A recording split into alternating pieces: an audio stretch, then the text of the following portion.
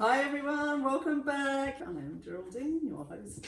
This is Kelly, the other host. We have Gizmo, the dog, our other co-host, and we have Stephanie in the background, our producer. So it's pretty impressive that we're back even for a second episode for us. We're doing our best to stay on track. We're trying to investigate beyond survival. That's it.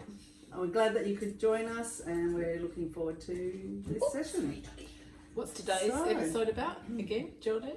Well, how about we just catch up with the week, because really a lot has happened this week. Yeah, especially here in Australia. Fit a lot into our week. Yeah. I know we started to talk about the article that you've just written. Oh yeah. About AUKUS. Yeah. And that will be available. I don't know if have you released that? Yeah.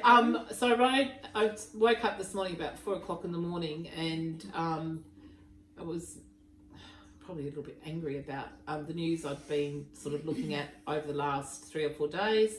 We have this AUKUS deal with America, which is about nuclear submarines, and America making those submarines for us. We're in Western Australia, Perth, Western Australia, as you know, and off the shore here, which is still very close to our metropolitan area. It's literally like 20 minutes in a boat, a slow boat at that, called Garden Island. And it's been a military base for some time, but it's right next door to Rottnest Island, our family holiday island. I grew up going there every Christmas for holidays.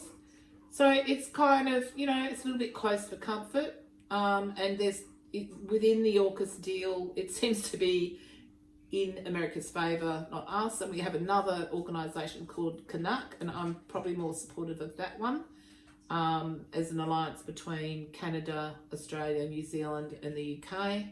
So I wrote an article probably just because I was mad about lots of things to do with this deal, because our government, our Labor government, no less, so that's a left sort of government, has made the next payment. So we'll get into it a bit more detail, but they went to the G7, the G7, and took the next payment. Our minister took the next payment with third payment. We don't get any of this money back if this deal doesn't go through, and of course Trump is talking about cancelling AUKUS, so we're out $1 billion.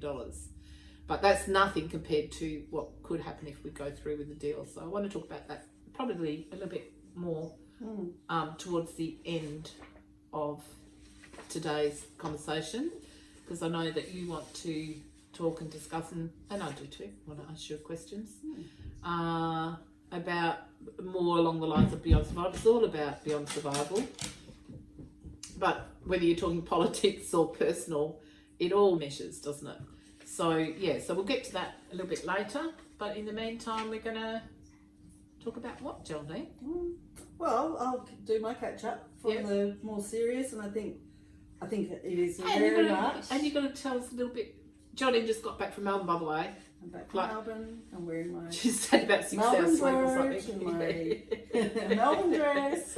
What were you doing in Melbourne, Geraldine? Well, tell everybody because this is also about art. This podcast. So. Yeah, it was fabulous. Melbourne is fabulous, but it's the cultural centre of Australia. It is the cultural centre of Australia. Yeah, I attest to that. Went to the Frida Kahlo exhibition. Beautiful. And in Bendigo, so I stayed in regional Victoria, which was absolutely amazing. Who did you go? And went with my Stitch and Bitch friends. Tell us who Stitch and Bitch are, Geraldine. I went with all the bitches, all the fabulous bitches, and they're all artists, by the way. Yeah, awesome, artistic bitches. It's a great opportunity to just say that word. Yeah, that's great. It's a great name. I love it. And reclaim it. Yeah, and you guys have been working together for how many years now?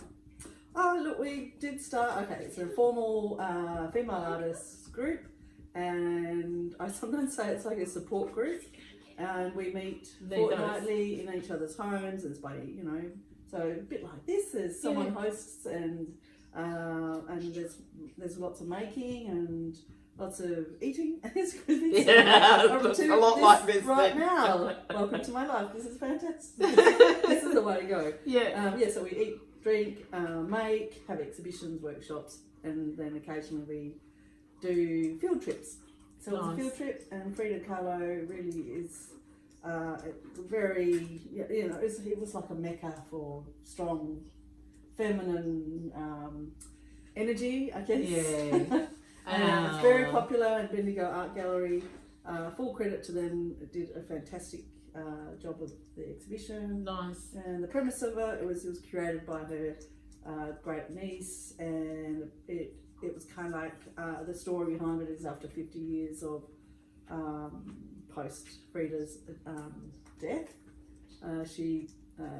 they opened the doors basically. So this is a collection of her costumes and accoutrement of her life. Maybe post some of her work. I had my Frida Kahlo moment just recently, didn't I?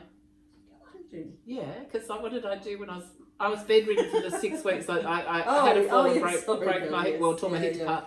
You did. And I did. I got more art done being in bed for 6 weeks than I do normally in my studio. So well, I did. I couldn't help but note that there was good representation of people with mobility issues at the exhibition, and I thought this is great. This is people who feel an affinity to Frida, and you know, even one of the displays was about creativity and disability, and really that was nice. That's really, and of course I can totally relate to Frida Kahlo because of that. Because like her, I had a car accident, and and later in life, you know, lost kind of pretty much 90%, I guess, of my mobility. Would that be fair to say? Yeah. And so I have a real affinity to her in that way. We do very different work, but that's where I connected with her, and the fact that she never stopped doing her art regardless, which is really cool. Yes, she's dedicated, and I think she somehow her work translates across time. It just feels fresh. It feels relevant.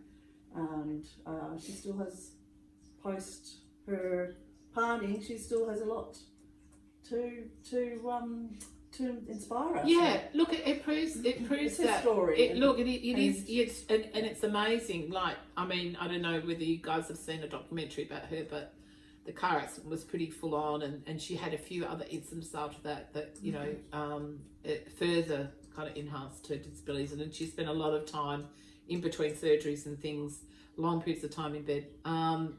But I thought, maybe I can do those paintings I've been thinking about, or doing those, you know, those photography things and framing them and stuff. And I did do that. From the bedroom. From the bed, but you know, Frida did it. She did it for many years and stuff. Yes, and it's quite incredible actually. Even the casts that she painted on, so she spent quite a lot of time in, you know, having operations, and it also what I guess I feel an affinity is that she was she was across different cultures in her own sort of family lineage, and they were culturally and politically, she lived in revolutionary times, and a breakdown of, so I feel like there's another connection, relevance to bringing that show, and particularly in the commentary. Considering last week you said that you're looking forward to been waiting for the revolution for a long time. Do you remember that? There you go. Yeah, and here we are. Here we are. We're embarking upon it at some level, I think, on a world level. Of revolutions. Yeah. And you could see we the people are speaking again. Yeah. And actually one of the attendants to the show was very chatty. There wasn't a lot of her paintings, which, you know, was told that it's more about what was in her house when they opened those doors. Gotcha. So there were some paintings and some. But it was a pretty amazing house too. It was incredible. The blue house, and you know, they recreated the some wall. It recreated. Got lots of footage. Yes, I've got lots Good. of photos. Excellent. Good. And I really loved her outfits as well, because she really was across different cultures. Yeah. But also was very much, I mean, you know, her story with her her husband, who was very well known in her time, Diego Rivera, the muralist. Bit of a misogynistic one, but the communist, misogynist, but there was an enduring love there and respect. Yeah. But I guess just looking at her honouring the indigenous people of Mexico, and that was very much what she had an affinity for, even though she really was quite a cultured and cross-cultural person. She really understood the grassroots, and obviously the story between Diego and her with communism was definitely complex, but it was really about the people. And here we are. It's about the people again. Here we are. Can I pour you a cup of tea? That would be fantastic. Today we've got, I think last week we had my mum's wedding set, which was a Noritake set from 1960. Absolutely beautiful. And this is a set that my mother and I brought together when I was living in South Korea. We were deliberating on what this episode will be about. I'm listening. We started to talk about the long silence. The long silence. Good boy. Hey. Here you are, darling. Hi, sweetheart. Hi, baby. You kiss, Mary. I'm glad that you could join us. How does it go when you suffocate you somebody? hate them. You hate them. Try not to suffocate anyone on camera. Anything else, Your Highness? Yes, put the other one down there as well. You can call me Highness, I don't mind. I find it interesting. Highness or Highness, very Highness. close. Your Highness. Anything else, Your Highness? That sounds so much more smarter. Say that, because that's closer to the truth. Because that's kind of old history that women, if they wanted to commit murder, they're more likely to poison their victims. Back in witchcraft days. Than, shooting them or, stabbing them or being kind of... But I don't know, today I think that has changed a bit in the sense that I would suggest that, yes, there's still many women who, if they were inclined that way, they would probably think poisoning's the least offensive way for them to do it. But I think there's a bigger percentage as well than, say, before, when we were talking about maybe 100 years ago, that of women who probably would be quite happy to stab or shoot somebody. Oh my gosh, yeah. Like just the pure anger alone. Yeah. I mean, we often talk about... we're sorry, guys, we are talking to you, we're with you. But we often talk about, at the moment, I don't know how it is around other countries around the world, but if we're seeing it in Australia, I imagine, and we're sort of a fairly blessed country, really, where women over the age of 55, we've got this real homeless epidemic of women who've come from good families and raised their family, and then their marriage has broken down, and often not their choice, and often mental health also part of the story, who are ending up living in their car on this. I mean, it's unspeakable and unheard of in Australia. Yeah, because the system's still not supporting women. Correct, Stephanie. Even the legal system's still not supporting Well, I mean, you've just been through, Obviously women are overrepresented, over 50-year-old women are overrepresented in homelessness, but I think it's that we're still in a society that is not protecting vulnerable people. Correct. Not protecting what? And people who are vulnerable. So people with mental health issues. Anybody who has, and then that's always been the case. But I think what has happened now is there's been an increase of homeless people, even those without mental health issues. Yeah. And I'm assuming this is happening in other countries in the world, other Western countries in the world. But I'm sure we're not alone. Yeah, and if the way things are going in America, if that other countries, Western countries or democratic countries get infected by that, because, let's face it, the people behind what's happening in America, often we don't know about, don't see, but, we can talk about, Stephen Miller, Well, because we were talking about the We were long starting about mushrooms silence. first. Yeah, and then we kind of got distracted with Gizzy and the tea and everything. But we've come back to this place, which is actually an important discussion to have. We're going back to over 50s women. Yeah, look, I just want to speak into that a little bit. Yeah. But you know what surprises me the most about all of that, Stephanie, is excuse me. Because they're good.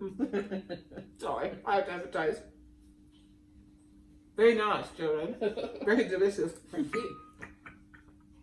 But yes, the legal system isn't supporting women. I mean, I was It's lucky. not, but the other part of it too, Steph, which I think I said to you because I saw yourself do it, because you want to keep the peace, the women, this is the thing that blew my mind, Stephanie got sent to she had a studio at the back of her house, which was a shed, essentially, but where she used to do filming and hairdressing and all that sort of thing. So why did she leave the house and go there? She didn't even argue with him about it. You just did it, right? I thought, why are you the one who has to leave the family home? Because there's too many narcissists out there. Well, I mean, that's a simplistic kind of... there has to be something behind... Why are women? It's a bit like all the Republicans and Democrats at the moment that passed that, the big ugly bill through over in America. You think, what is forcing them to capitulate, to bend the knee? Yeah. What was forcing you? What is going on the planet that people are feeling disempowered, where they're saying, okay, I'll go to the shed, or okay, I'll vote for this big ugly bill. It's like, there's a spiritual content to that. What is happening to us emotionally, intellectually and spiritually that we're not willing to be courageous enough to say enough is enough? No. Are you crazy? I'm not doing that. Because I can guarantee you that 10 years ago, or you 10 years ago, there's no way in the world you would have agreed to that. So what is happening? What has changed? I'd love to investigate that maybe. Not this episode because it wasn't on the agenda, but it's definitely a conversation that needs to be had. And I'm very passionate about... Control, money and power. Yeah, well, it's always about, like, what's going on in America. All they're interested in is power and money and region. And, of course, people like Putin, it's all about region and power. And often religion, we know that. But what is it about for your domestic man who wants to get out of, a marriage, or for whatever reasons, and they seem to think that they are holding all the power, and the women are allowing that. And I think to myself, when I see those I miss those old feminists, as I said last week, because that why aren't we holding up signs saying I have to fucking do this again? Like, why didn't you've been out there fighting for women's rights on the road, right? Yeah. Me too. So why are we going backwards? Like, what's happening? That we're going back. I feel like singing that song. What's up? Yeah. From the. I suppose you don't really realise you're doing it until you actually get out of it. So at the time when you're going through it, you've just been put into submission. Is it because I don't know about for you that it was, but what made you guys bend the knee, so to speak? Why didn't you in the moment? Well, I mean, I know it's fear-based, but what was the fear? To start off with, it was, I always held my own, and I always said, you're going to get as good as, I'm going to give as good as you're going to get as good as you give. Right. So I used to always stand up for myself, because I had two brothers, so I was forced to stand up for myself. So growing up with two brothers in Australia, God, women have to be quite strong. Yeah. So when I met my husband, and he came from the cultural background that he did, his cultural background was a priority and a higher level in his eyes and in his family eyes than what we are over here. So not just that, but I did fight and I did stand up for myself, to the point where if I stood up for myself, then he would stand up higher. And then it got to a point where I just got sick of standing up for myself, because my voice was never heard. So the higher my voice went, the higher his voice went. So the higher I went, the higher he went. So it just kept on going higher and higher and higher. And what's the point of that? Doing a Trump story. It's like we've got a child, and I was doing it in the end, it was like I never said anything or did anything because silence actually was harder for him to deal with than what the arguing was.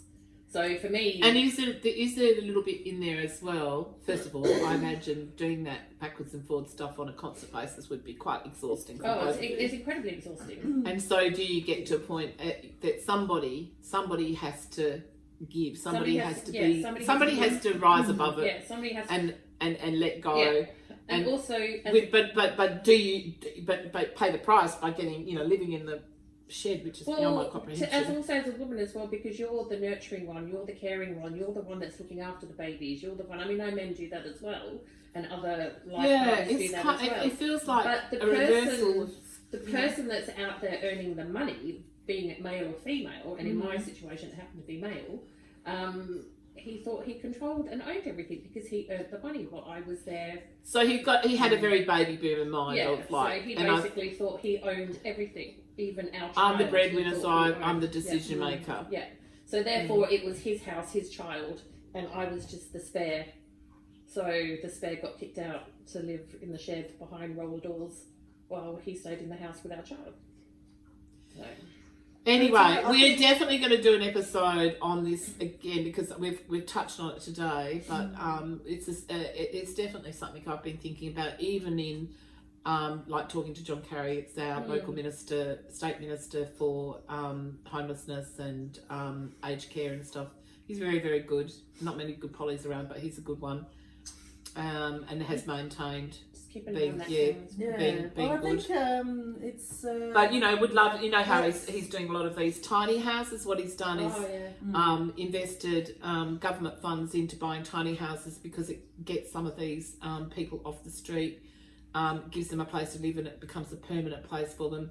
It's a long-term project, and it will take a long time because there's always mental health in this arena that you have to deal with. And we were looking at. Was it you that I was looking at Emmaus community, or was it you?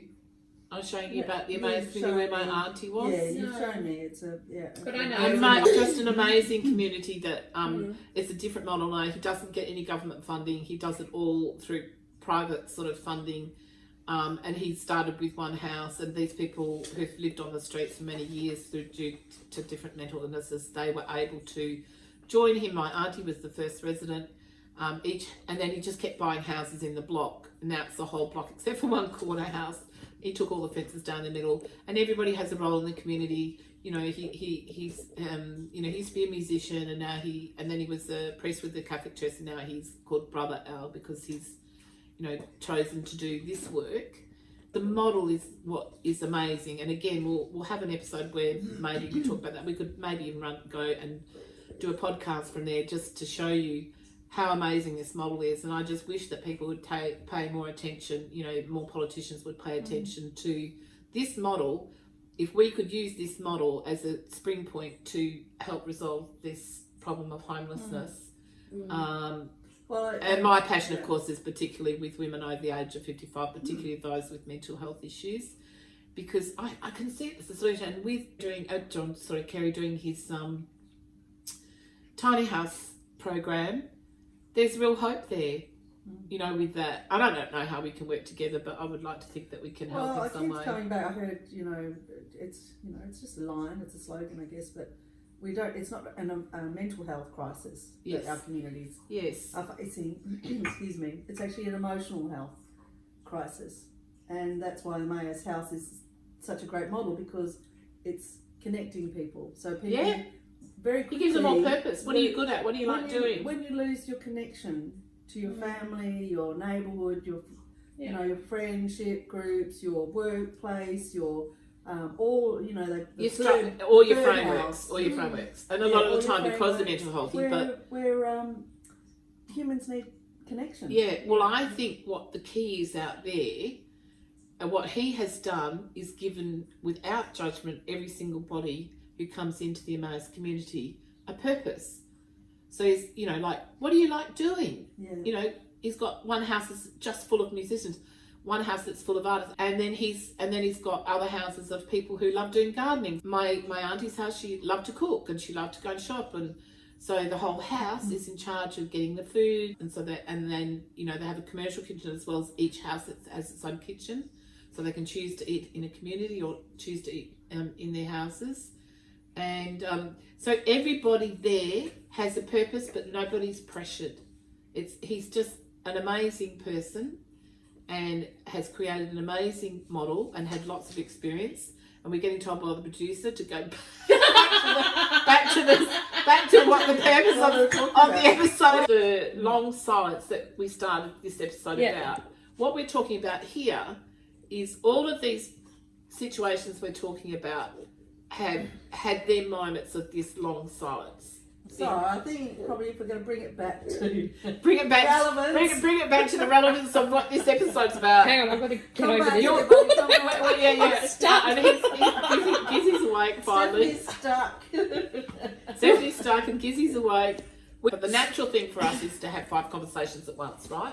5 Well, subjects. that's what I was going to introduce. Yes, good, go. Should we start from the beginning? It's not another thing, but it is really about having a voice. So we're talking about, I'm going to connection, put some of this in my mouth so that I shut up for a bit. Okay, good idea. Having a voice, and this morning, we were kind of bridging, doing a catch up. What's spoken to us, in our week, and I heard a fantastic interview on RTR FM, which is an amazing independent radio, long-standing radio station in Perth. Shout out to RTR FM. Definitely, Jane's been there a couple of times. And Very good. And I heard an interview with Auntie Rhonda Collard Spratt, it's her name, and we actually, Kelly and I met her last year on Australia Day at York, where they had a reconciliation day, which was brilliant. One of our artists, Nungali's, he's one of the elders in that community up there. One of what they call traditional owners of the land, and we met Rhonda through him, and she's a writer and she's an artist and she's an amazing woman. So it's so beautiful to hear her Indigenous as coming through the radio, and she's written some children's books. I think she's under her 3rd. She's got a great which anyone can buy. She's a Yamaji Noongar woman who is part of the Stolen Generation, which is a huge story in Australia. The reason why I mentioned Be good if you get a chance to see. There's a very famous Australian movie called Rabbit Proof Fence.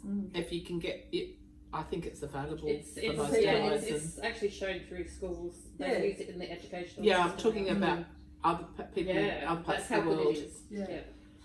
So if you get a chance to watch that tells you about our history with the Stolen Generation. It was pretty, on as far as the white people, it was pretty horrendous. Well, it's completely. We committed a lot of atrocities over the years, and we have our debt to pay on that. And reconciliation. What Nungali was trying to achieve is on Australia Day to have Reconciliation Day, because the at the time the referendum didn't go in, and there goes the phone. It's not Alexa, it's somebody's phone. Everything that Rhonda said, and I was really truthful. Yeah, she's coming from her truth, relevant to everybody, and she's a beautiful. She's an older woman, but she's light and. She knows darkness. Yeah, this is that voice of silence. She knows darkness. She's done the business with the darkness, and she has found the light within the dark. When you can do that, that takes you to a place where you can actually then look back at that time. Well, certainly, I don't know about you, but for me, this is the experience when I can find the light within the dark, and sometimes that takes years, and sometimes it takes moments. You've just done the work. Yeah, when you've done the work with the dark and you've found the light within the dark, what that allows you to do is take a moment first to laugh at yourself through that process. It's so important then to get to the laugh, and then after that comes the silent reflection, which I was talking about. That place you go to when it sort of comes back to here, it becomes the inside story again. You've played the outside story, you've negotiated the outside story and found the light within that dark story, and she's and got then you something reflect. to offer. Yeah, and you know, there's part of her story, and she'll reiterate it, is it's not about blame, it's about acceptance. And that's not letting anyone off the hook. But no, you're still holding people accountable for their behaviour. Yeah. You can still, you know, like... But too many people start the blame game. Yeah. And she actually talks in the interview... Blaming and shaming. About a fruitless exercise. Only last week she was denied service in a shop in Ipswich. No. Because she was Indigenous. Because she's Indigenous and... Yeah. Whatever was, you know. I can't believe things like that still happen in it's quite just cool. shocking, really. But how fantastic she can tell us that. Yeah. And she did say it was a horrible. It's a horrible experience for anybody. Yeah. But you know, she. You make a choice. Is it going to destroy me, or am I going to take it on board, make my peace with it, and use it to educate others? That's the goal, right? That's right, and that is what's motivating her. But also, I think that she has, and this is an Indigenous story as well, is that she's connected to her ancestors, and she feels connection to future generations, and she knows that she's found her, I guess, her inner voice. Yeah. And found her voice through her books and her, you know, I remember talking to her about her books. We'll definitely have to post down the bottom too. Yeah. We'll put links on the bottom to all her books, to her webpage. I think she sells them through her webpage, doesn't she?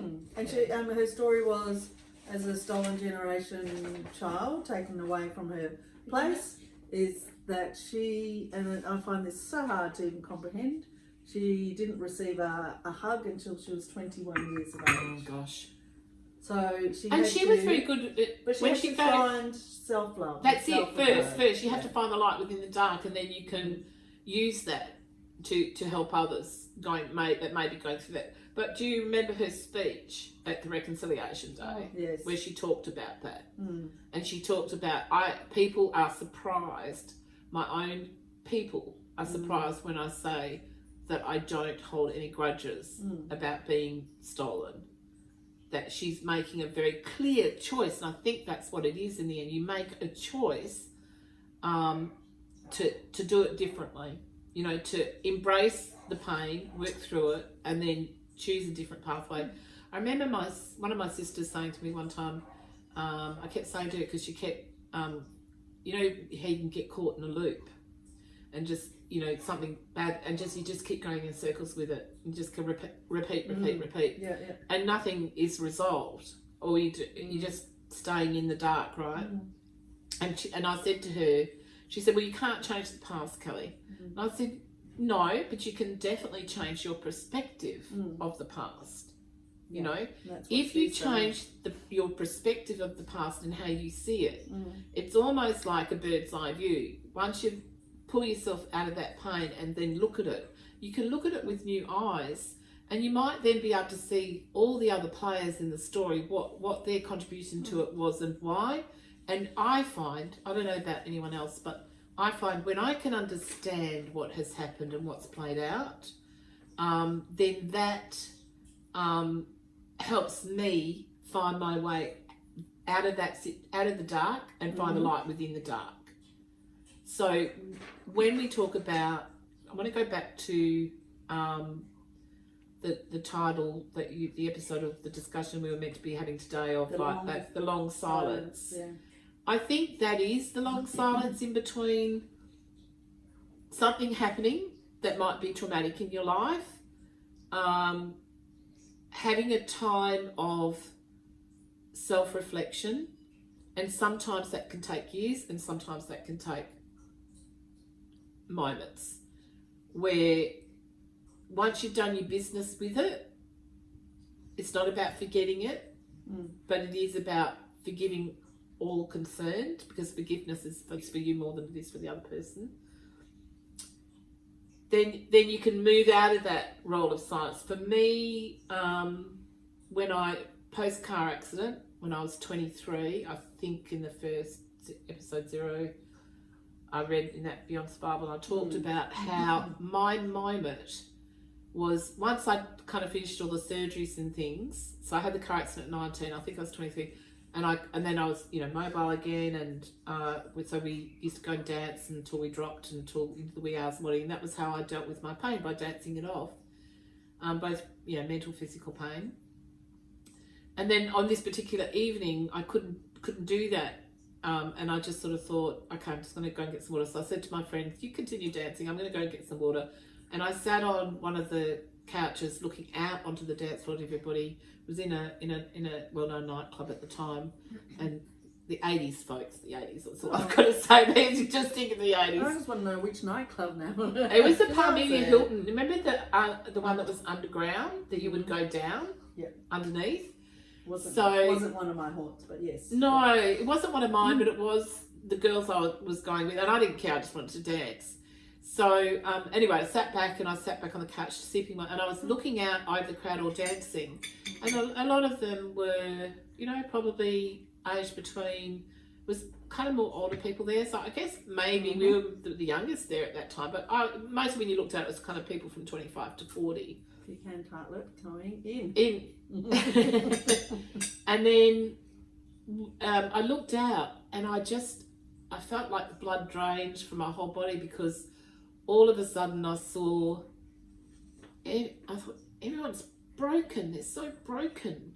What's going on here? They're lost and they're broken, and they're just out there dancing, but they're not connected.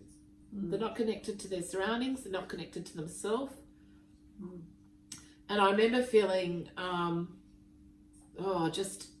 like the blood drained out of my body to the floor. It was a real profound moment of, like, I didn't know what to do with it at the time. I was only 23, so I don't think I had the emotional or spiritual maturity at that time to fully understand what it was I was feeling and seeing. I just was shocked that everybody that was there looked so broken. And I couldn't get up and dance again. So I just sort of thought, and the girls kept calling out, and I was like, I'm good. And in that moment, when I was just sitting there, you know, sipping away my drink, I was looking out, and I don't know, this absolute silence came over me. Very peaceful. Felt like we can introduce earlier, Geraldine and Stephanie asked if I wanted to talk about my near-death experience that I had in the car accident. I don't today in this episode in detail, but I will actually just mention that it was the first experience of deep peace that I had, and understanding what peace feels like and looks like. Well, that moment on the couch then, when after I kind of looked out and had that kind of blood drain and being in a state of shock, then this silence came over me, this deep silence, and within that silence was that same feeling of peace. And then there was this voice. I mean, I still think it was my own kind of, whatever that higher part of myself is, said, it's not enough anymore, is it? This is not working anymore, basically. Getting up and dancing until you drop is not going to do it. Did it for you as a teenager, it's not going to do it for you now, because I had felt and seen too much from the car accident. And I was like kind of nodding to myself, I'm not sure where I go from here.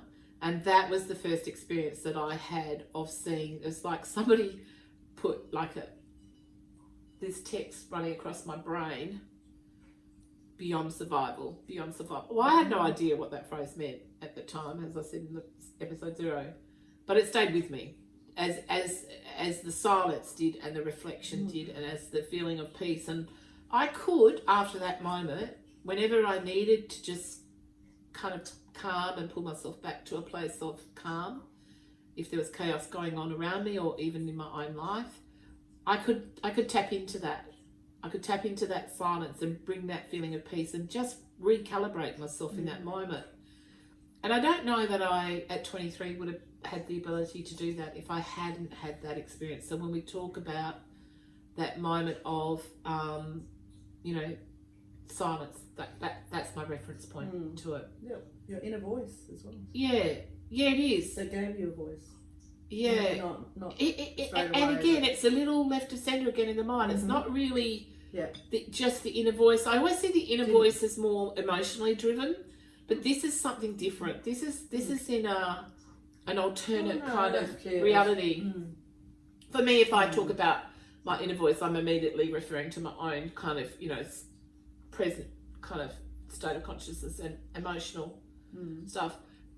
But this, what I'm talking about, that absolute silence, remembering it's all loud.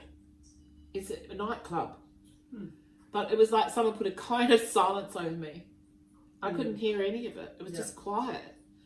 I had the same experience when I went, the very first time I went to Ramana Maharshi's ashram in Arunachala Tiruvannamalai, where I used to go for 10 days and do noble science most of the time. And I went with a friend who's a musician, so she's very connected to sound. And we were outside the gates. Now, there's no big wall or anything. It's just these gates, the entry into the ashram. And when you're outside, it goes, you hear all the tuk-tuks and it's crazy kind of sounds, beep, beep, beep sort of thing. Yeah. So, and really, as you walk into the ashram, you should still be able to hear that. But we walked into the ashram and I grabbed Mahal and I said, stop. I said, can you hear that? She goes, hear what? And I said, precisely. Nothing. There's no gate. It's just walls, just an entry point, no fences. So we walked back outside onto the street to test our theory. And we look at each other and then we walked back inside and we went, sign of kind of silence again. Now I have no idea, really, in reality, how that happened but that was our experience. And I remember thinking at the time, that's the same experience I had in the nightclub when I was 23. But it took me to my 30s to have that experience again. And maybe because it's a fairly, the Indians refer to it as a sacred place at the bottom of Arunachala mountain, and the mountain itself, and the ashram's right on the foot of the mountain. And you can walk around the mountain for 4 hours or you can go up the mountain for 4 hours. But it is beautiful, very, very beautiful. It was a profound experience. It was a really profound experience, that kind of silence, yeah. So, I don't know whether you had something else you wanted to ask me on that. Well, that was a long silence. Well, I'm trying to do what the producer's asking us to do to get back to the program. Well, it's interesting that you had, from fairly young age, you had that experience of it's not enough anymore. Yeah. Because I think that's tapping into a maturity that is beyond. But would I have had that experience if I hadn't had the courage? And probably not. I don't know. I mean, even though I was a sensitive child, and I think I was pretty privy to most of the unseen, I didn't necessarily give it too much weight. Let me ask you, what were you thinking about when you were 23? Do you remember any experiences like that when you were 23? Because I know you had similar sort of experiences as a child, as I did. But at 23, I'm curious, more than anything else, I'm curious how other people are. Maybe you can leave some comments about that. Like, can you remember when you were 23? I'm interested to know, I think that the people who do have that experience, have they had some sort of trauma in their life? Because I do think trauma brings this stuff.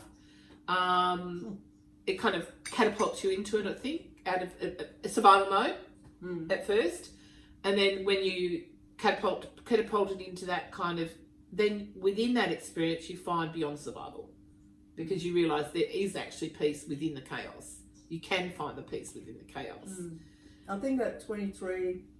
Yeah, what were you doing? Well, I didn't have that epiphany really at that sort of age, but I do remember. I remember if I had time to myself, just how reverent I felt. And so for me, walking into, even in the city, just walking, I mean, I always had a lot of people around me. So I guess... Yeah, because you came from a family of 6 kids, didn't you? I did, and, there was just always people. So yeah, for me, that was not, I didn't have that higher, a voice talking to me. I might have done. You might have, but you can't remember. But I do remember just the incredible experience. I remember every time being on my own, how profound that felt. So when you were on your own, So because that was an me unfamiliar reclaiming. territory for It was you. me reclaiming myself. And I actually... Rewilding? Yeah. Yeah. Well, and also I did move into a place on my own. So that was... that was profound. That's pretty profound. Yes. That's pretty profound. I think the first time you... Place. Yeah, and I think because you're close to a decade younger than me, aren't you? Yeah, close enough. like that. Something like that. I'll give that to you. A couple of years. Yeah, a couple of years difference. But you know, we'll let you keep that. I do. We'll let you keep that. So, but it is amazing how, like, my sister's pretty much Geraldine's age, and she's 5 years younger than me, and I'm always absolutely flabbergasted at the difference between her generation and my generation, because her generation was very much about, oh, you can be super mum, you can be superwoman. And I went, oh, Jode, that's actually really dangerous territory, because, you know, you can do it all was the attitude. And I was, yeah, you can do it all, but I would suggest that you would do it at different times, not together at the same time. Yeah. Which is what your generation felt like you had to pitfall. be both the best mum at home, housewife, and mother, but go out and have a full-blown career as well. I was a late developer, so I didn't do any of those things young. Smart. But I do remember, so from when I did live by myself, I remember consciously just deciding not to have a television or... Okay, that's I don't interesting. think I even really had a radio. Really? So I really did live in... Do the silence. You know, if I went to work, it was busy. 23. Yeah, 23. Yeah. Well, I have to admit, I didn't really watch much TV when I was 23. I can't even remember. Still in there, well, you know, at home, and I did come from like a share house after share house, and we always had a television. Even I remember hiring a television for the household. I used to not watch a lot of television as a kid and as a teenager, and I think it was tuning out. Yeah. Like Mum used to say, well, if you were sitting in front of that TV,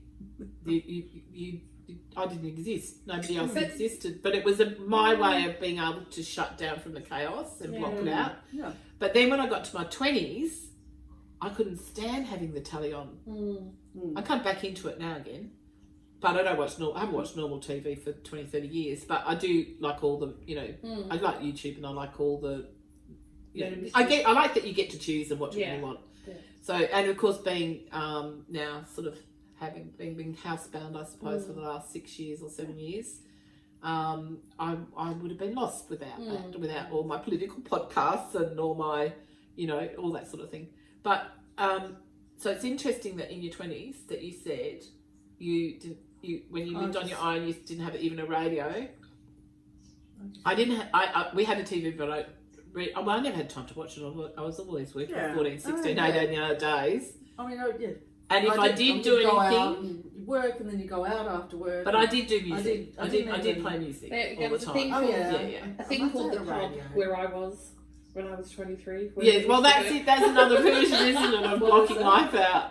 It's a bit like those people though that I was watching on the dance floor. Yeah.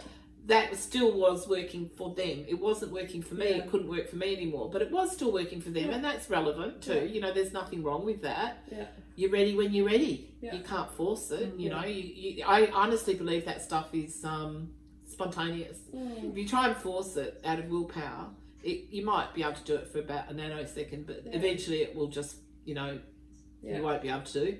So I think the difference is when it comes in a spontaneous manner. It stays with you, and everybody's timing on that's different, and there's nothing wrong with that. That's right, and they shape us. Yeah, because you know, I'm thinking that my experience, well, your experience on the dance floor was very much probably shaped by from you having a car accident. Would have been a very well, it was 4 years, I guess, or 3 years in and out of hospital. Worked some part time in between that. That's a lot. Yeah. I was always in the health and beauty industry in my 20s.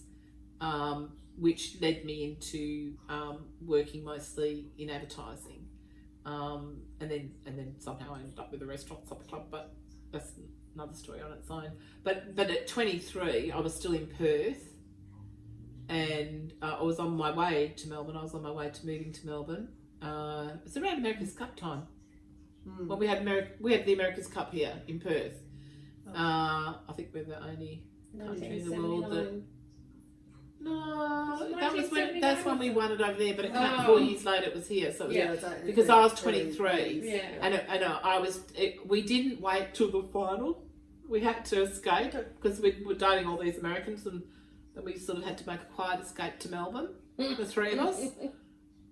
We did. That's what we did. You were troubled. We were a little bit troubled. Yes. Troubled or trouble?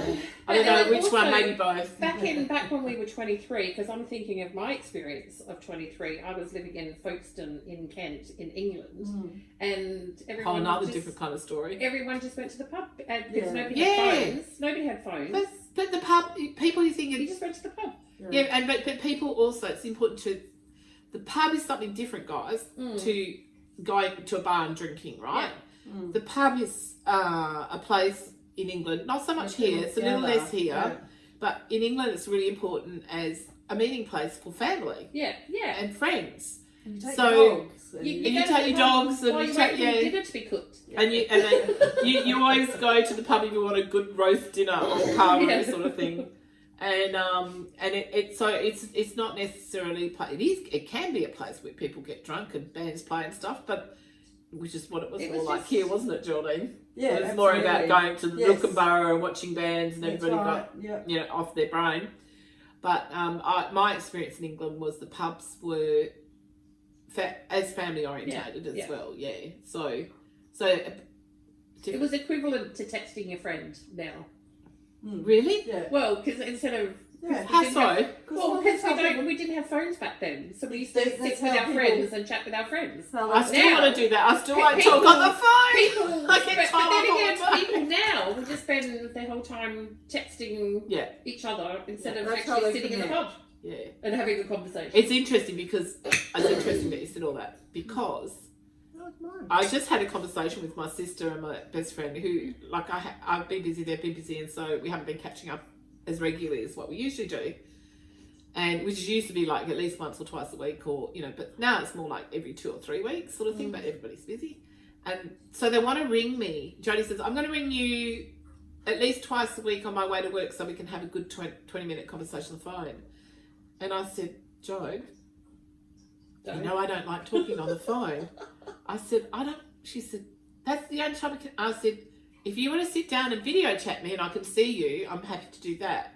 But I cannot see the point of talking on I have to talk on the phone to make appointments and things like that. That's what the phone is for me. And even now, I mostly prefer to text because then you've got a record of it as well. And I need that to remember.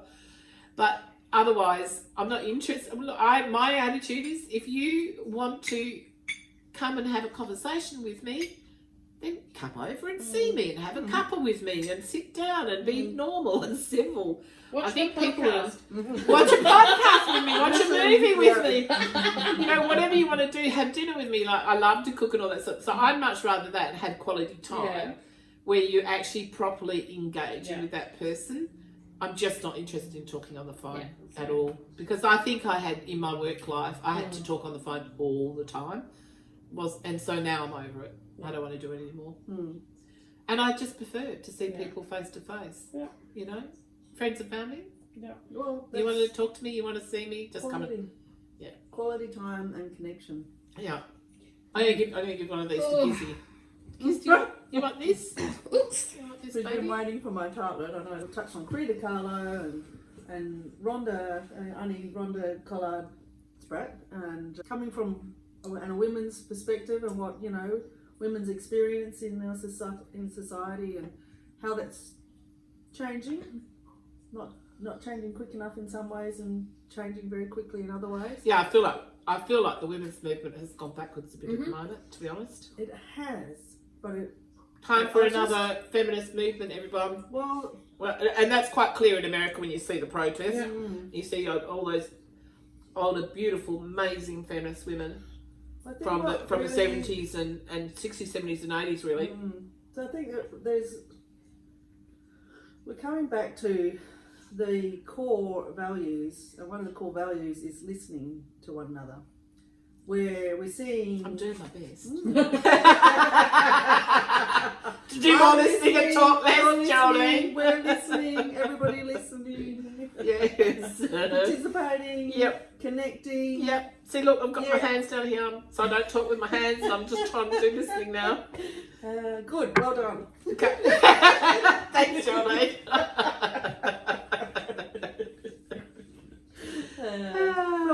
What we're seeing on the world stage is people not listening, overriding, and very much, for personal Talking over. and for personal individualistic outcomes rather than collective outcomes. Okay. Where I think it's more universal that the feminine will look at the collective and look at outcomes. This is not, this is just a very big generalisation. Generalisation, yeah. But I think it's interesting. We need. But it is true that if you look back at the feminist movement, when it, the women's grassroots movement on the ground, which I always like to reflect on more than the academic side, because that's my mum's story. I wrote an essay way back a long time ago, and it was called a corporate wife and her three daughters. And mum's generation didn't have the choice, that of being able to go out and work. That was that was the mentality in those days. My mum had to go out to work, but that was Whereas dad was actually. like the head of the household, and it was just that that 50s 60s mentality. Yeah. But when 70s, Jermaine 80s. Greer wrote Unique, and the women were hitting the streets and stuff, and when I asked my mum, what did you get from the women's movement? And she surprised me. And I was interviewing her and a few of her friends who had the similar story to her, like a corporate wife. In other words, she was essentially stay at home, but then with looking after kids, looking after us, and then but also had lots of dinner parties, which were very interesting to me. And the women would pretend like they're having their own conversation at the dinner table, and often my oldest sister would be invited to join the table after a certain age, and you would listen. That I would sit and observe. I think I was about 14 by the time I witnessed this. I might have even been older, but it was the first time I actually saw what was going on. So the men would be talking about some business deal at the table and what was happening. They were all in transport and shipping. That was my dad's area of expertise, and at the international level, and the women would talk about other things, but all the time they were listening. Anyway, there was this deal going down where it was the first time they were purchasing a transport company, which is what Dad's company did, was buy smaller companies. It was called United Transport. So, and they were all over the world. And so it was the first time they were buying a transport company that was owned by a woman. And they just didn't know how to deal with her. And then they were discussing that at the table. And the women didn't comment once about it at the table. And I'm listening, I'm watching a tennis match, backwards and forwards. Anyway, always at the end of the evening, the men would go and have coffee and port in the bar, and the women would go to the kitchen and clean up. And that's where the real business happened. So as they're, washing the dishes and putting them away and doing all that, and Marge, I didn't agree with what they said about the way things were going to play out tomorrow morning in that new deal they're doing. What did you think? Yeah, no, I agree with you. I think they've got it all wrong. And anyway, between them, they would sort out a solution. And they'd say, okay, ladies, pillow talk tonight.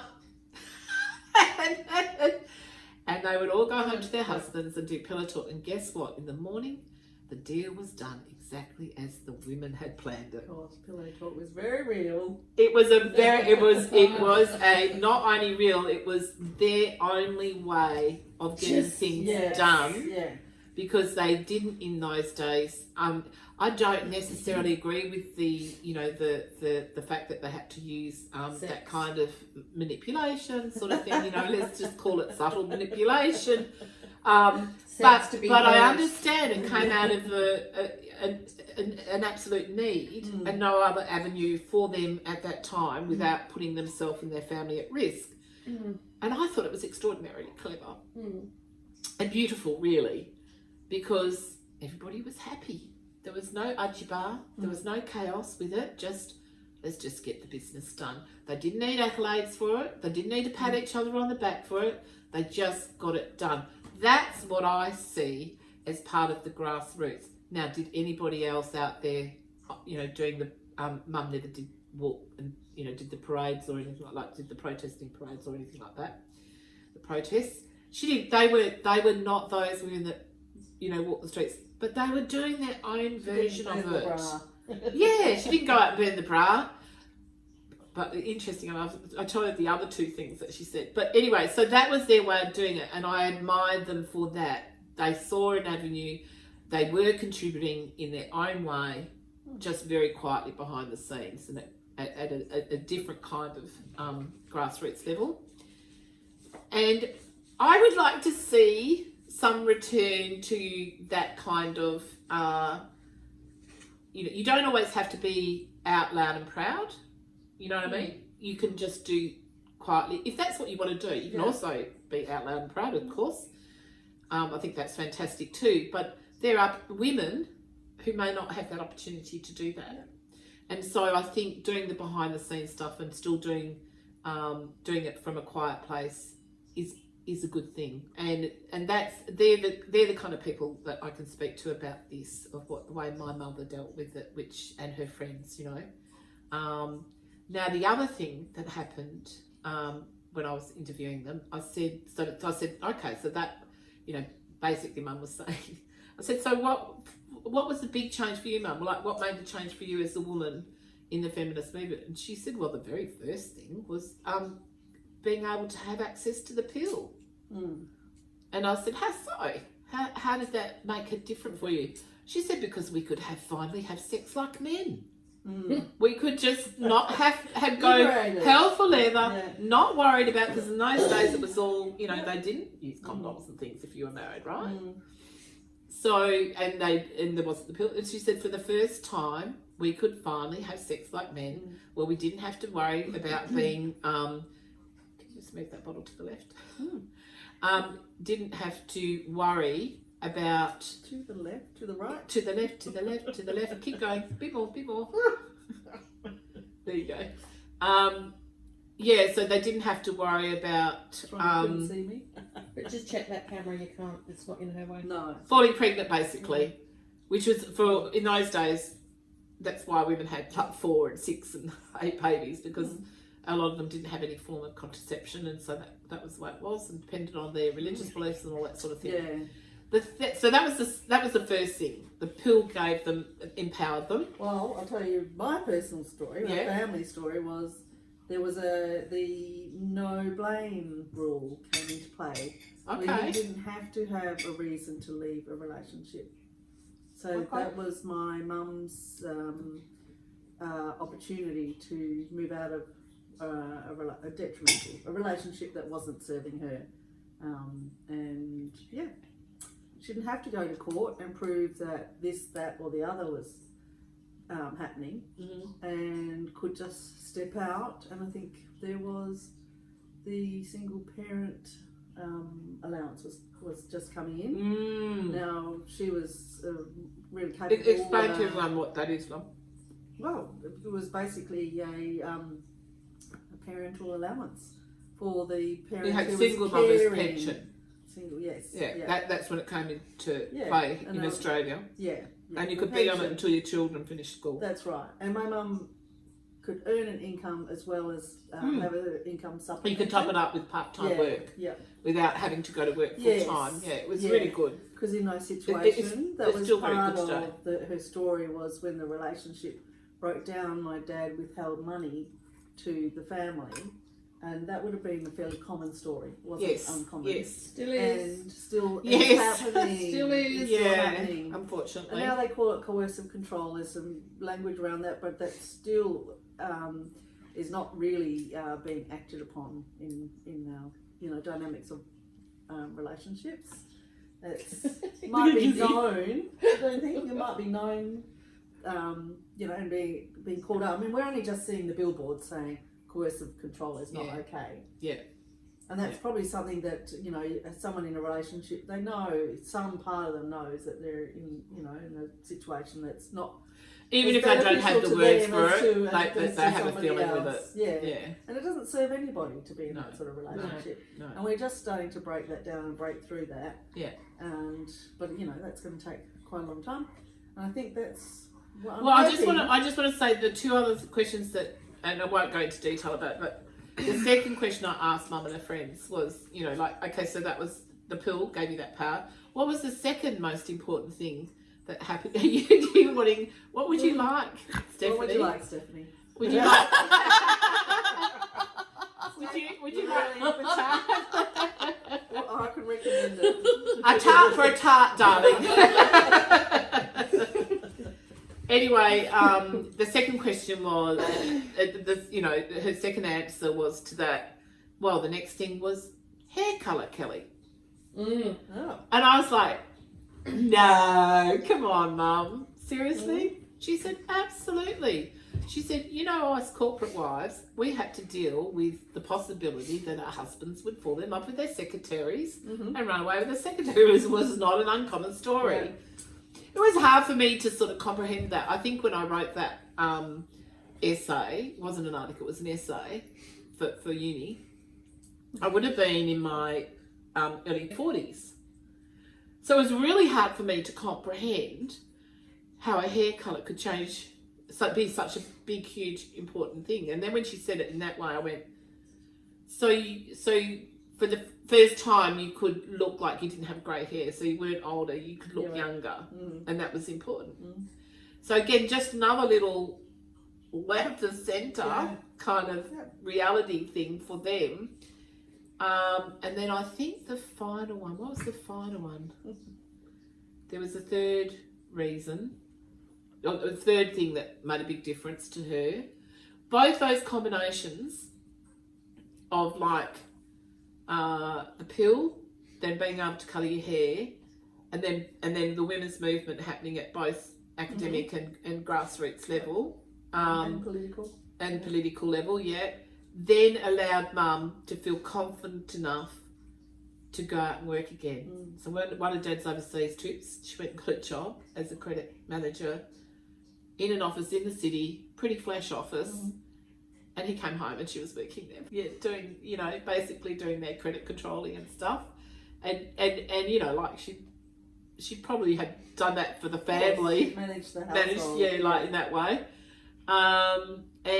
And she said, I probably wouldn't have had the courage to do that. Later after that, my mother was also an artist, and after that she opened her own studio and taught other people and made it into a business, a very successful business, little hobby business, but a business that certainly gave her own money and therefore her own power. So they were the three things. Anyway, now I'll shut up. That's right.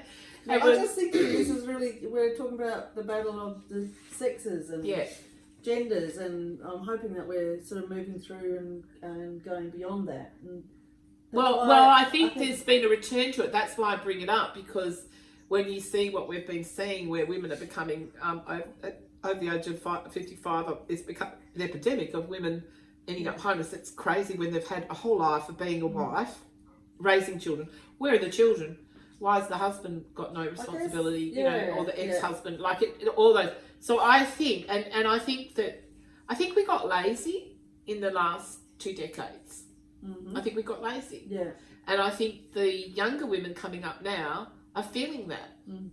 They are now having to have their own fight with it, their own, especially with the political situation worldwide and the possibility of, there's always that threat of us going into World War III. Personally, I think we're in a version of it already anyway. It may look very different to World War I or World War II, but definitely I think there's some version in it that we're in it.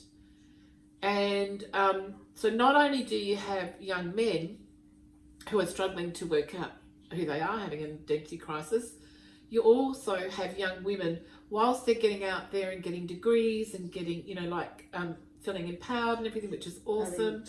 Having a choice, and they've got all of that came to them because of the original women's movement, for sure. But there is also those that they're in their 30s now, right? They're more the millennials. But I think the Z generation are struggling to look out there and find their place in the world, both male and female. Mm-hmm. You know, and I think a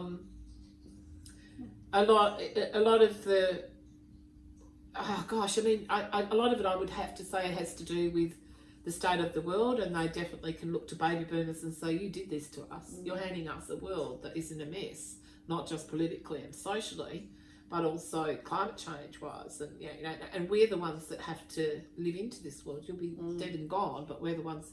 And so I understand their anger at that and their fears at that, and also some sort of loss of power and independence within that story for both genders. Do you agree with that? Well, I mean, you've got a son who's 17 now. Yes, 17, and stepsons who are adults right through to in their 40s. Yeah. So quite a big gap.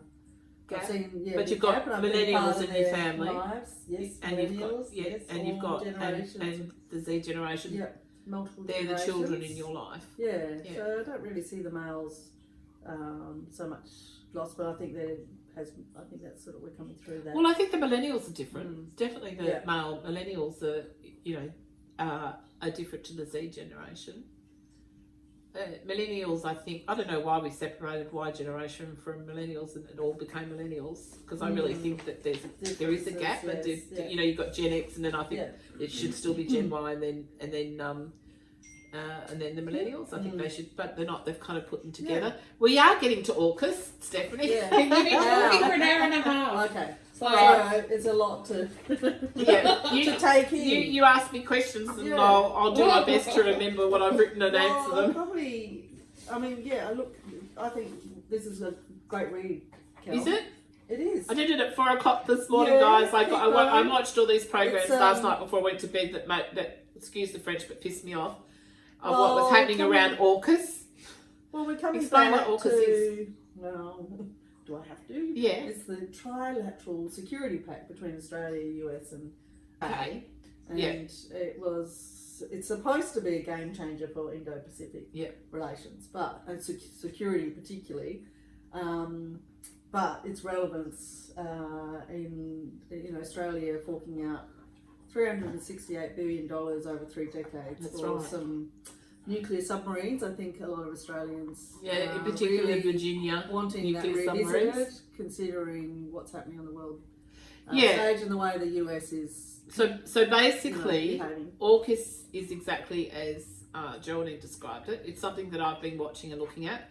There's also another potential coalition alliance that we have, which is called CANZUK, which is between Canada, New Zealand, Australia and UK. And I think many of us now, since F47 got into power and his administration, all the things that are happening in America, we are feeling, we the people, not necessarily our government, but we the people are feeling more and more at risk with having any association with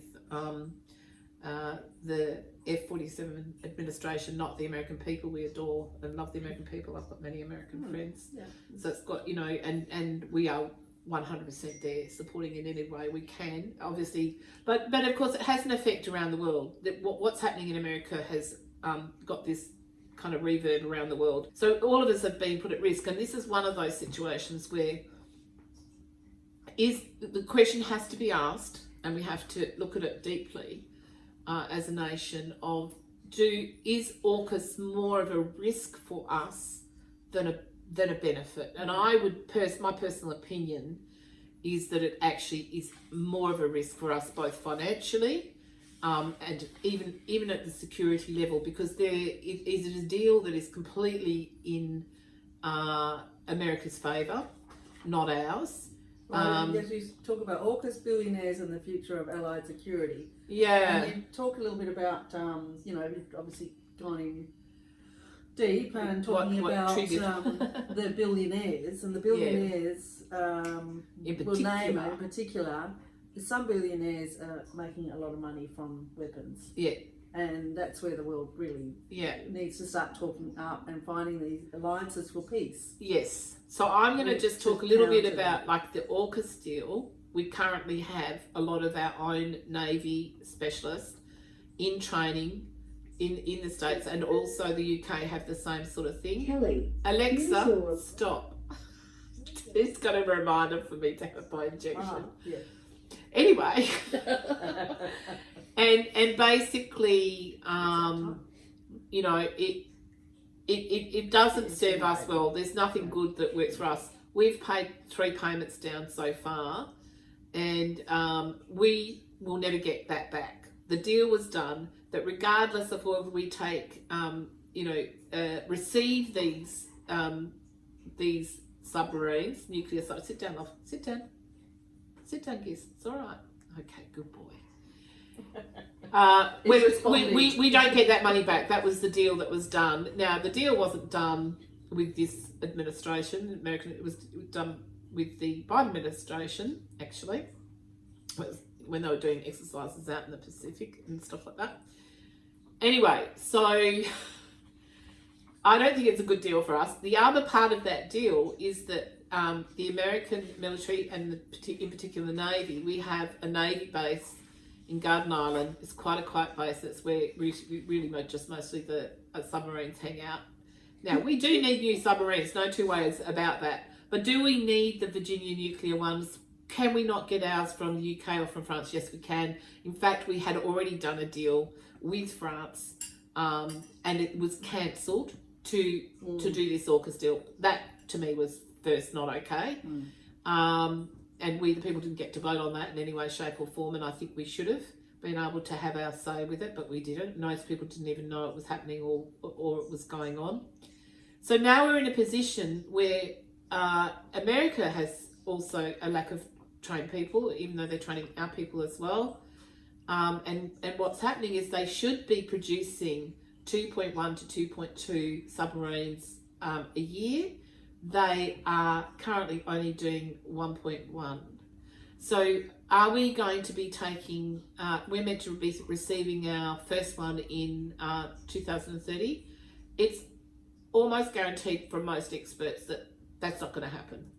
And now, of course, you've got F-47 saying, using it probably as a negotiating tool directly with tariffs, because we're not capitulating, our country is not capitulating, our government here is saying we won't be pushed into anything that we don't want to do. America has a surplus with us. They want to do trade with us. They can do trade with us. Otherwise, it's fine by us. It's up to them, not up to us. But within that, I think he's saying he could cancel AUKUS as a threat, I believe, to make us capitulate and agree to the trade terms.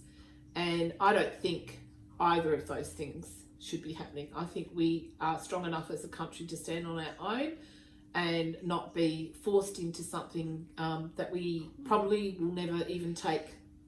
There's no guarantee. If the Republican Party, even if Trump is gone and the Republican Party get in 28, then the continuation of what's been happening in America will continue. There's no two ways about it. Even if Trump doesn't finish his term and then JD Vance. Now, the reason in this article I talked about JD Vance is because when I was watching Four Corners here, Australian Four Corners, and they were talking about AUKUS, this is what set me off to write this article at 4 o'clock in the morning because I was so mad about it. And I found out within that, at the beginning, they had a very short clip interview, maybe it was like 60 seconds or something, or 90 seconds, with Peter Thiel. And I thought, what the hell's he doing on Australian Four Corners? What's going on here? Well, and as we processed through and I started kind of looking up and researching, I found out that Peter Thiel in 2003 began the process of trying to gain both land and citizenship in either New Zealand or Australia. He went for New Zealand because it was easier. Didn't mean he didn't have his finger in the pie here as well.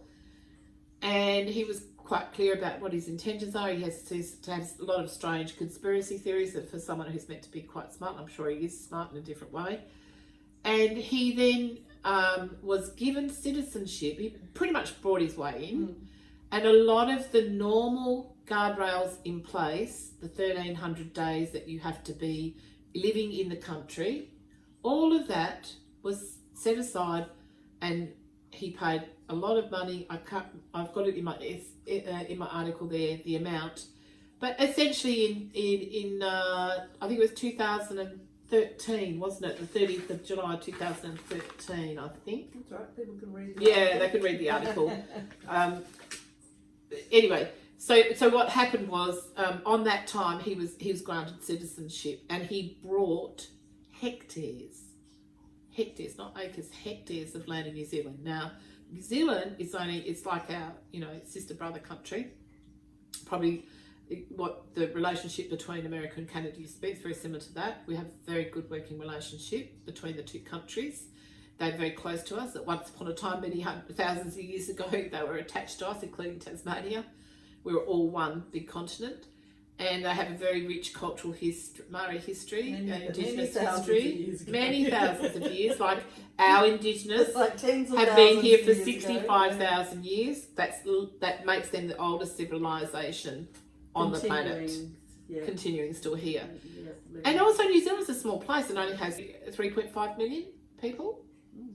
So that one man with that much power and that money, he can take control. Yeah, it's not good. And he's already putting his fingers in the pie in Australia. That scares the shit out of us. Put that together with AUKUS of what's happening, and then wanting to that was the other thing with the base in Garden Island. America get to come and go. Oh, but Australia will still own the base and still be running it. I call bullshit on that one. We all know from past experience. I lived in Exmouth when I was I think I was just before my car accident, when I was 18, 19. And in Exmouth, there was an American base, and we all got along very well with the Americans from the base there. We had lots of fun with them and everything. It's kind of got a skeleton staff there now. And we also have, of course, Pine Gap, which is the intelligence between, UK, Australia and America, and has been there for many years and been very useful in many ways, and hopefully it will continue to be so. But, why not?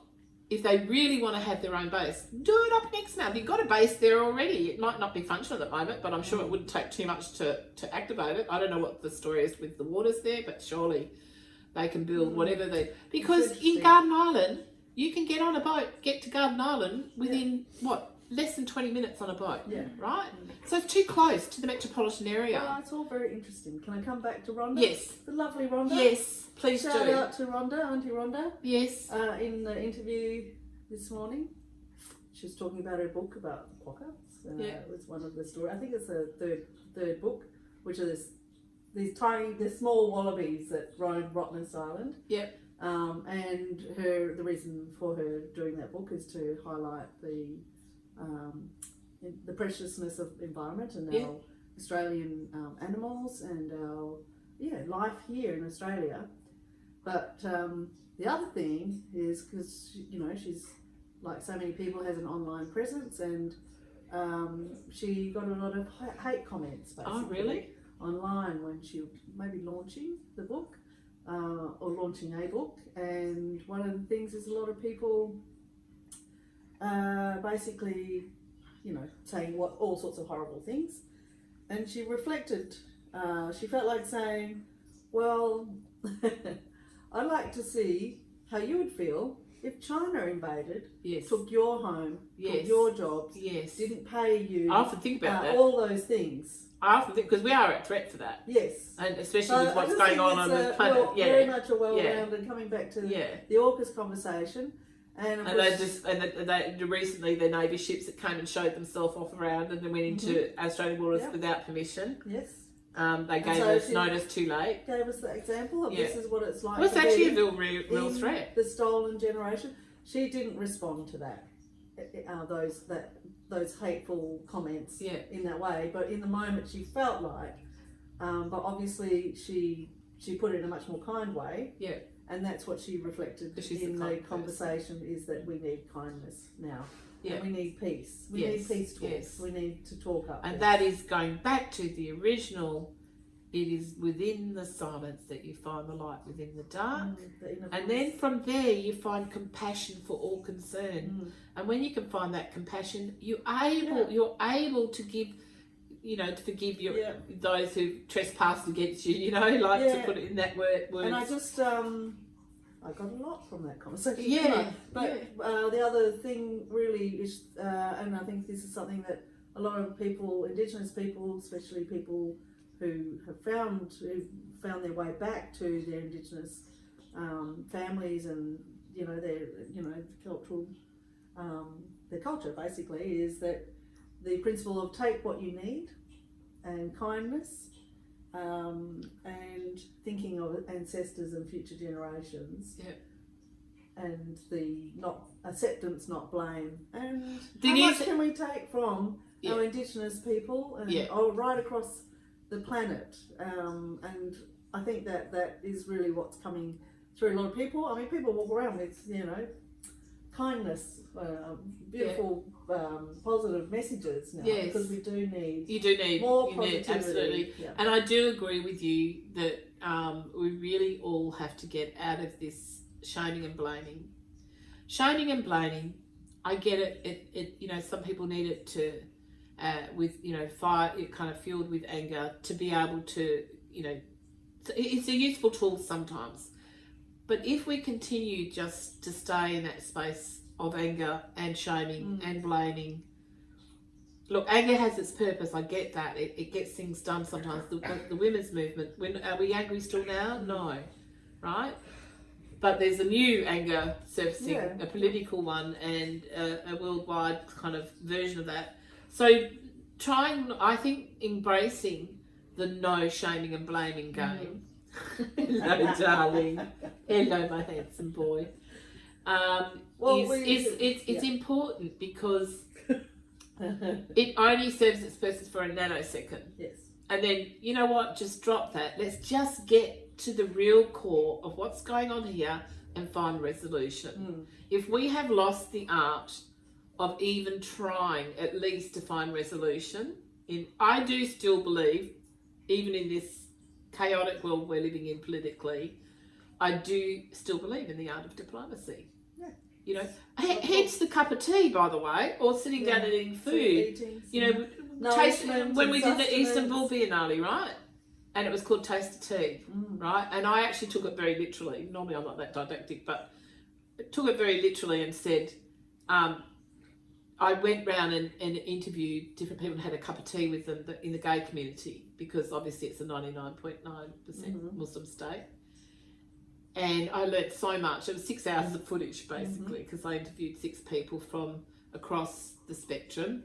And I had to keep them anonymous for the most part. I mean, there was one that said, no, I want to be, I want to be visible. And I said, okay, it's up to you. But for the most part, everybody else, because they had jobs and it was too risky. But we could still have the conversation and conceptually the work, everybody knew what it was about. And apparently I could have been arrested because I had the pride flags hanging, and then we were given the whole hydropass at the train station, and each artist got a public space. The very famous tradition, and they it's no longer in operation, but they've been restoring it, and they've got a restaurant there, and people come to see it. It's a beautiful place. Well, they brought in 42 carriages for us, and for the most part, each artist had their own carriage. They didn't take out any of the seats or anything. It was about making the space work. So we were kind of, on the fringe of the Biennale, but I think we got more coverage, media coverage, than the main show did. And that's how we rock and roll. That's what we do anyway. I had the carriage doors open. I was the first on the track as you walk into the entry to the exhibition. And I had the pride flags, flying in the window. And then as you look through the carriage door, you could see two teacups. And then the footage was projected onto that. And a hydropass, a train station, old vintage sign on a cardboard box. And then but in the background, the music that was playing was the call to prayer. And I said, look, even if I had just done the flags and none of the footage and just did the call to prayer, that would have said everything that needed to be said, right? But what the importance of that is, there's many ways to protest, right? The shaming and blaming, What? We really can't read that. It's probably What? I'm writing, try and wrap it up in 15 minutes. Oh yeah, no, we will. We're nearly there, but I just want to finish this story. We're nearly there, so I'll just finish this story. But anyway, the point is, the expectation from everybody else was that maybe somebody could come, because apparently by law I could have been arrested for that. You know, playing the call to prayer and then showing the pride flags and then having the film and the discussions with the different people. Anyway, yeah. Well, but the beautiful thing on opening night, and I was sitting there, so like I was sitting on the step of up into my carriage, and a lot of women with burqas and things came past and went into the exhibition, which surprised me anyway. And they were going around, and they went into my carriage, and they came back out, and I was looking at them, and I was just waiting for a reaction or just to see and I could see their eyes were smiling, right? Even through all the netting and everything, I could see their eyes were smiling, and they were sort of nodding their head a little bit like that. And I thought, now that's beautiful.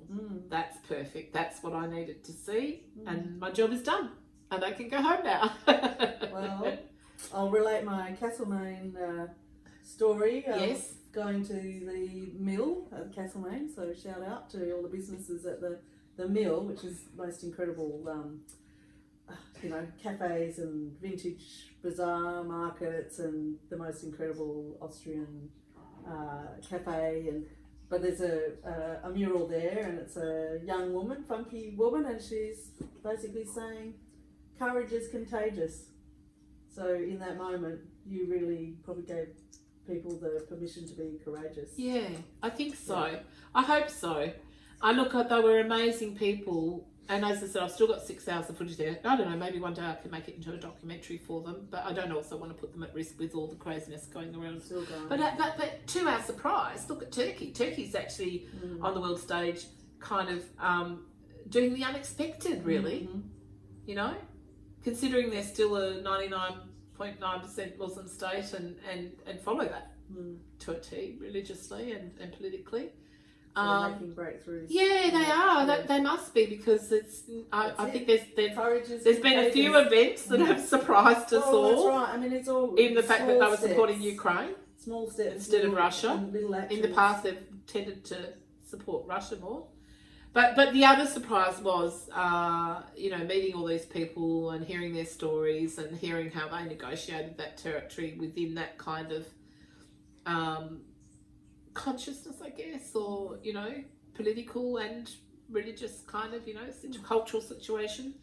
And I don't know, there was something that was amazing about all of them. And, and all of it, going back to the cup of tea, was done just sitting chatting, just sitting chatting. No big performance deal or anything. Just sit and chat to me, talk to me, tell me your story. And then I shared their stories in a way that was good, easy for them, appropriate for them, and also worked for me as an artist.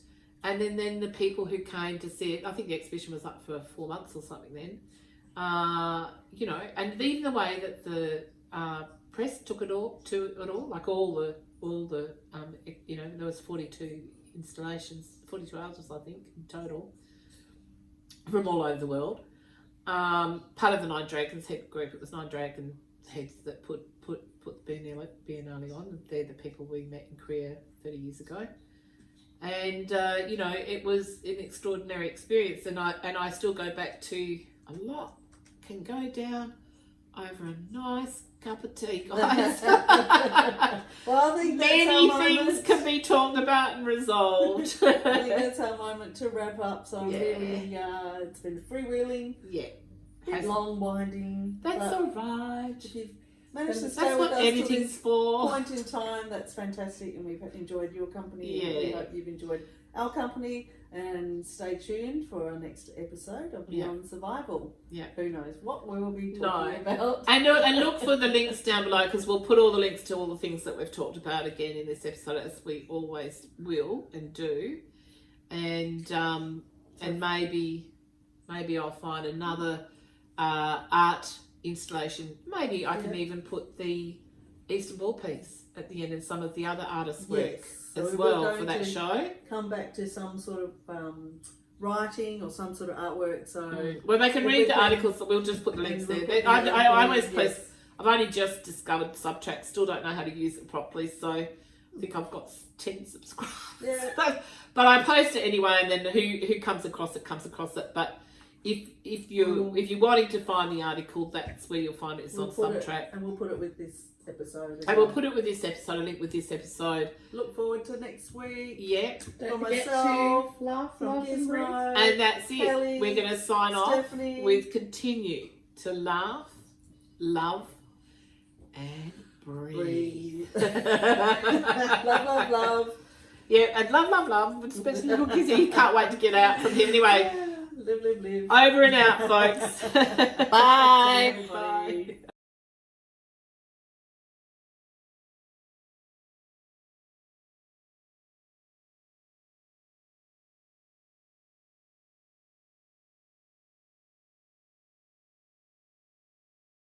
Allahu Akbar, Allahu Akbar. Allahu Akbar, Allahu Akbar. Eşhedü en la ilahe illallah. Eşhedü en la ilahe illallah.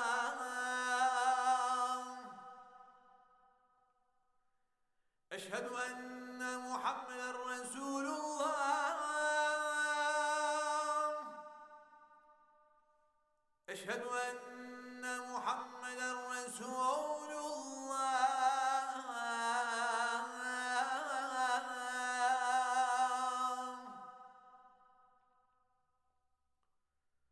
Hayya ale's-salam.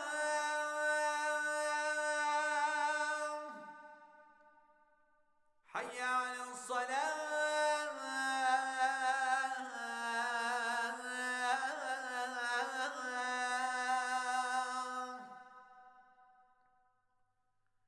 Hayya alel-felah.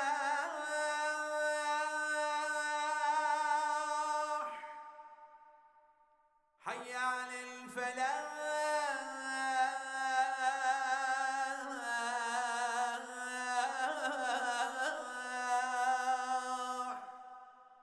Allahu Ekber, Allahu Ekber. La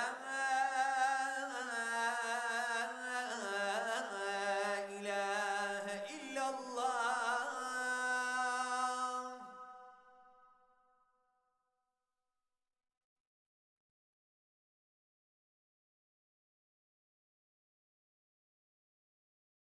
Allahu Ekber, Allahu Ekber. Allahu Ekber, Allahu Ekber. Eşhedü en la ilahe illallah. Eşhedü en la ilahe illallah.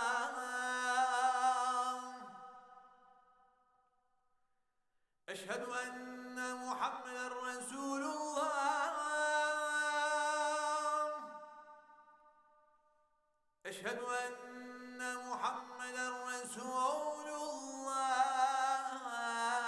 Ya sorunlar derken yani insanlar kendi kendine sorgulamaya başladı. Ben de Onlar herhalde sorguluyor bir demek gariplik benim var de dedim. sorgulamam lazım falan diye düşünüyorum. Herhalde bir gariplik var bende dedim. Ama aslında ben kabullenmiştim. Ben kendimi biliyordum yani. She was falling in love with some women.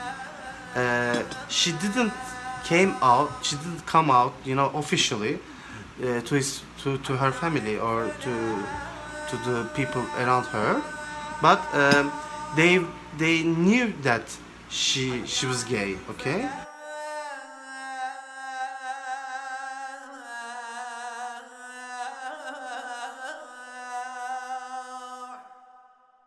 Allahu Ekber, Allahu Ekber.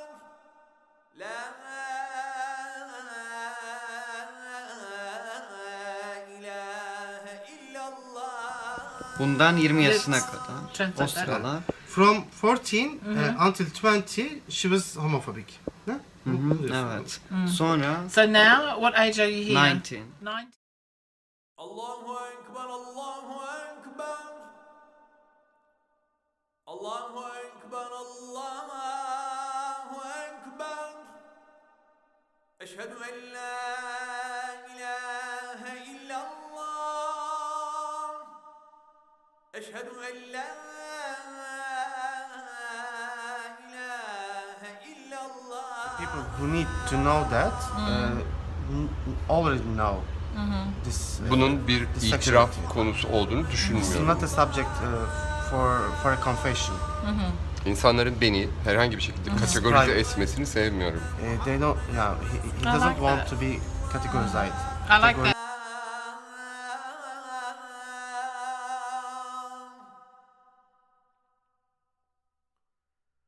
حي على الصلاة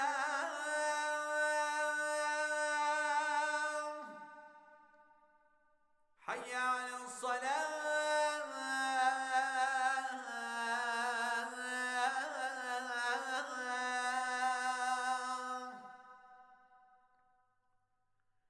حي على الفلاح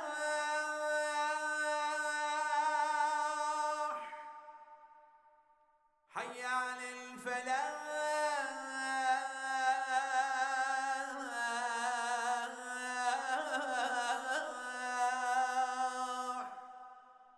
الله أكبر الله أكبر لا إله إلا الله.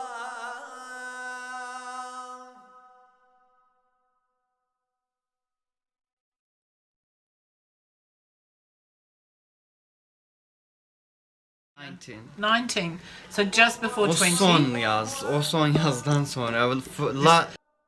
Allahu Ekber, Allahu Ekber. Eşhedü en la ilahe illallah. Eşhedü en la ilahe illallah. Eşhedü enne Muhammeden Resulullah. Eşhedü enne Muhammeden Resulullah.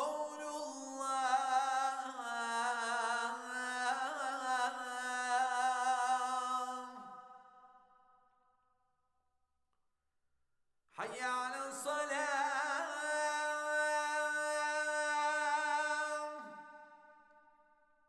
Hayya alel salah.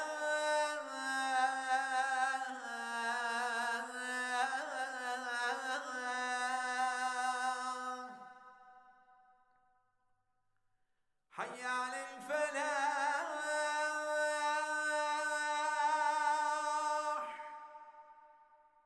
Hayya alel felah.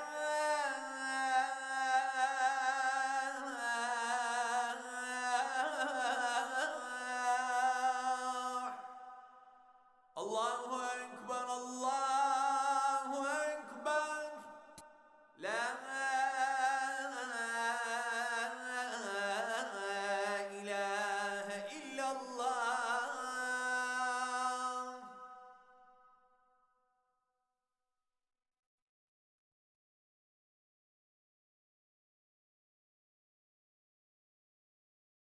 Allahu Ekber, Allahu Ekber.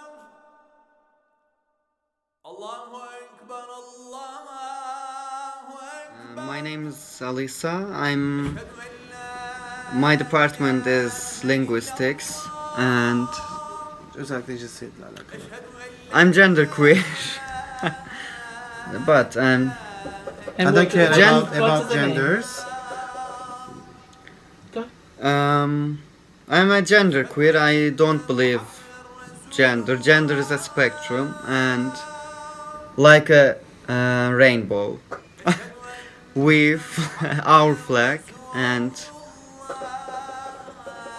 hepimiz aynıyız. So the color spectrum you said before is We are all the same. Hepimiz birer yani renklerden bir parçayız. We are Hepimiz all bir the renk. same. We are a piece of these colors. Yes. One of these colors.